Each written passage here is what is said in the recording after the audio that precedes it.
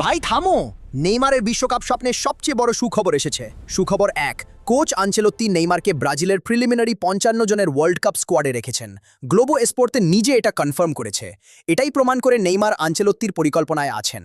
সুখবর 2, নেইমার এই মৌসুমে সান্তোসে 12 ম্যাচে 5 গোল 3 অ্যাসিস্ট করেছেন। মে 5তে কোপা সুদামেরিকানাতে গোল করেছেন আর 9টি ফাউল পেয়েছেন, ম্যান অফ দ্য ম্যাচ হয়েছেন। ম্যাচ রেটিং ছিল 8.8, এটাই তার ফিটনেসের সেরা প্রমাণ। সুখবর 3, মেসি নিজে বলেছেন নেইমার বিশ্বমানের খেলোয়াড়, তাকে বিশ্বকাপে দেখতে চাই। নেইমার থাকলে ফুটবল আরও সুন্দর হয়। কাসেমিরো আর রাফিনহাও বলেছেন নেইমারকে দলে চাই। সুখবর 4, আনচেলোত্তি বলেছেন নেইমার 100% ফিট হতে পারেন, তার হাতে আরও 2 সপ্তাহ আছে।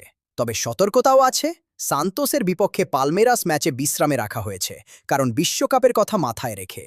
আর সুখবর 5, নেইমার যদি 18 মে চূড়ান্ত দলে জায়গা পান, এটা হবে তার ক্যারিয়ারের চতুর্থ বিশ্বকাপ।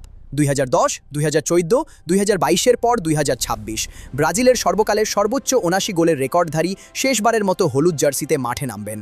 এই দৃশ্যটা দেখার জন্য পুরো বিশ্ব অপেক্ষায় আছে। সুখবর 6, ব্রাজিলের 2 তারকা মিলিচানো আর রদ্রিগো চোটে বিশ্বকাপ মিস করবেন। এই 2 জায়গায় নেইমার দলে আসার সুযোগ আরও বেড়েছে।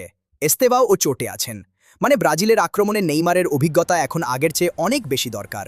আনচেলোত্তি এটা ভালো করেই জানেন। সবচেয়ে বড় কথা, 18 মে চূড়ান্ত 26 জনের স্কোয়াড ঘোষণা হবে। নেইমার নিজে বলেছেন, এটাই আমার শেষ সুযোগ, আমি সব দিয়ে চেষ্টা করব।